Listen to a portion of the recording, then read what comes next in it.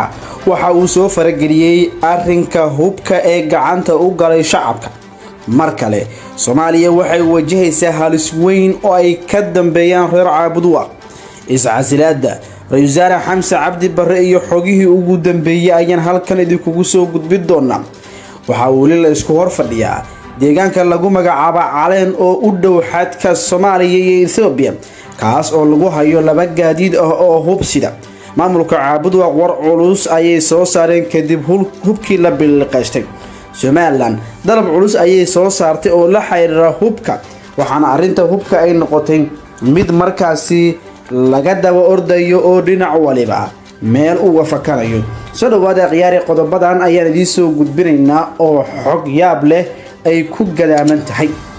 haddii aad nagu cusub tahana nagu biiro ka mid noqo daawadayaasha iyo saaxiibada nagu xiran. madaxweynaha dowlad goboleedka Galmudug oo maanta safar aan la shaacin uga soo duulay magaalada Dhuusamareeb kuna yimid Muqdisho ayaa kulan xasaasi ah la yeeshay mas'uuliyiinta sarsare ee safaaradda Mareykanka ee Soomaaliya. Qorqor oo markii uu Muqdisho ka soo degay toos u galay safaaradda oo ku taala gudaha xayndaabka aadka loo ilaaliyo ee Xalane ayaa la kulmay Shane Dixon oo ah sargaal sare oo ka tirsan dowladda Mareykanka ahna ku xigeenka safiirka Mareykanka ee Soomaaliya. xogaha ka soo baxaya kulanka Qorqor iyo safiir ku xigeenka Mareykanka ayaa sheegay in looga hadlay hubkii faraha badnaa ee Isniintii lagu bilqaystay degmada Caabuduwa, kaas oo dowladda federaalku ay sheegtay in uu hub sharci darro ah oo ay soo qabatay ayna sii dhaceen shacabka deegaankaasi. Qorqor ayaa Mareykanka la wadaagay warbixinta hubkaasi oo walaac xooggan abuurtay xilli dhawaan ay Soomaaliya ku guuleysatay in laga qaado xayiraadda hubka oo saarneed sanado badan. xogaha laga helayo kulanka ayaa sidoo kale tibaaxaya in Qorqor uu dowladda Mareykanka u gudbiyay shakhsiyaad la tuhunsan yahay in ay hubka ka keeneen Itoobiya iyo halka uu ku socday intaba. tan iyo markii ay Isniintii soo baxday in hubkan culus uu gacan galay dad shacab ah, waxaa dowladda federaalka iyo maamulka Galmudug ka soo yeeraya hadallo iskhilaafsan oo halis gelin kara in dib u eegis lagu sameeyo xayiraadda hubka ee Soomaaliya dhawaan laga qaaday. hubkan gacanta u galay dadka shacabka ah ayaa la soo warinayay inuu ahaa hub aad u culus, iyadoo ilaa iyo hadda si rasmi ah loo ogeyn ujeedka laga lahaa marka laga yimaado inuu ka soo gudbay dhanka Itoobiya, iyadoo war aan la xaqiijin ay sheegayaan inuu socdo markaasi uu watay mid ka mid ah musharaxiinta u taagan qabashada xilka madaxweynaha Galmudug, kaas oo lagu magacaabo Liibaan Shuluqo. isla wararka la xiriira hubkan la bilqaystay ayaan isla eegaynaa. maamulka Caabuduwaaqna waa uu ka hadlay arrinkan. maamulka degmada Caabuduwaaq ee gobolka Galgaduud ayaa markii ugu horeysay si faahfaahsan uga hadlay hubkii maalin ka hor lagu bilqaystay gudaha degmadaas, kaas oo ka yimid dhinaca dalka Itoobiya. agaasimaha amniga iyo siyaasadda maamulka degmada Caabuduwaaq Nasteex Cabdi oo la hadlay warbaahinta ayaa garab istaag u muujiyay shacabka ku dhaqan magaaladaasi. waxa uu sheegay in dowladdu aanay ku dhiiran karin inay xoog ku soo weerarto.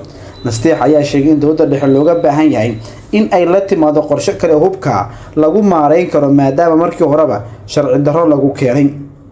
maamulka degmo oo awood leh maleeshiyaad qabiil inta weeraraan ay hub ka qaadaan in aysan jirin ayaan aaminsanayn. xitaa dowladda dhexe ee Soomaaliya kuma dhiiran karto shacab meel degan inay weerarto ay gumaado, ayuu yiri Nasteex. sidoo kale waxa uu soo jeediyay in loo baahan yahay in la raadiyo farsamo aan gacan ka hadal ahayn oo hubka lagu soo celin karo iyada oo la adeegsanayo xeelad kale. arrintan waxay u baahan tahay farsamo ee ma ahan wax u baahan awood iyo in lagu xeel dheeraado. waxa kale oo intaa ku daray in cidda u baahan in tallaabo laga qaado ay tan hubka soo gelisay gobolka Galgaduud. waxa uu sheegay markii horeba aan laga dalban Caabuduwaaq lagama lahayn mana la dalban, waana dareemi kartaa sharci darro ayuu ku socday, waxaana loo baahan yahay in sharciga la horgeeyo ciddii soo gelisay. hadalkan ayaa ku soo aadayay iyadoo ay ka sii darayso xiisadda ka dhalatay hubka lagu dhacay waqooyiga gobolka Galgaduud, waxaana dowladda dhexe oo ciidamo dheeraad u dirtay halkaasi ay sheegtay inay ka go'an tahay in hubka la soo geliyo gacanta dowladda oo shacabka laga soo faramaroojiyo. daawade barta aad naga daawanayso waa nuxurka wararka. haddii aad nagu cusub tahay waxaan kaa dalbanayaa in aad nagu soo biirto.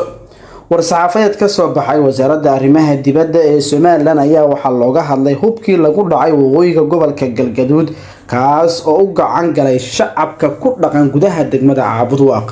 Somaliland ayaa walaac ka muujisay hubkaas waxayna tilmaamtay in ay ka imaan karto halis saameyn karta gobolka iyadoo intaa ku dartay in lagu degdegay qaadista cunaqabataynta hubka ee Soomaaliya. dhacdadii dhawaan ka dhacday magaalada Caabudwaaq oo dad rayid ay maleeshiya beeled ay ku qabsadeen hub iyo sanado kale oo u badan oo ay ka heleen dowladda Muqdisho ayaa waxaa sii muujinaysa xaaladda adag ee dhanka ammaanka.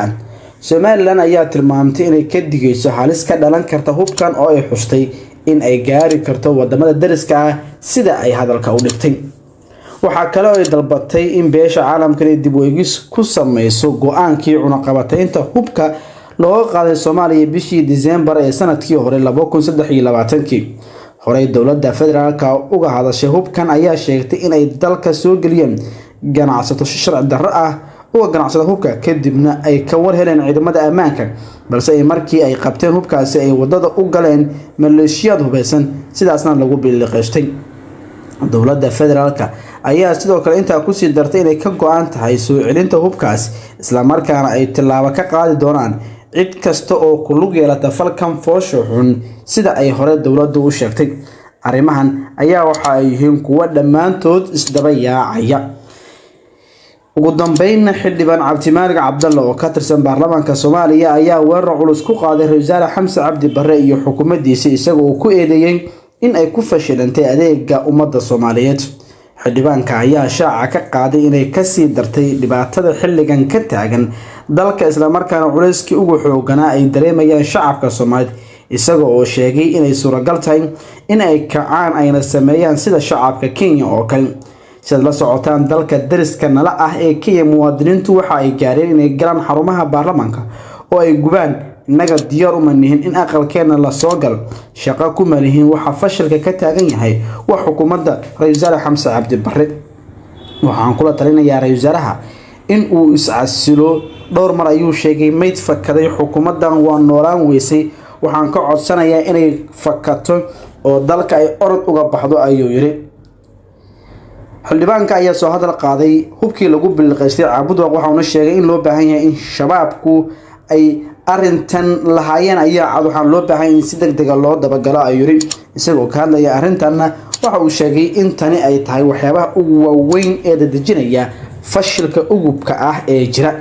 daawade halkan waa barta aan ku leenahay YouTube-ka ee Nuxurka Wararka nagu soo bir haddii aad nagu cusub tahay amaana Allah.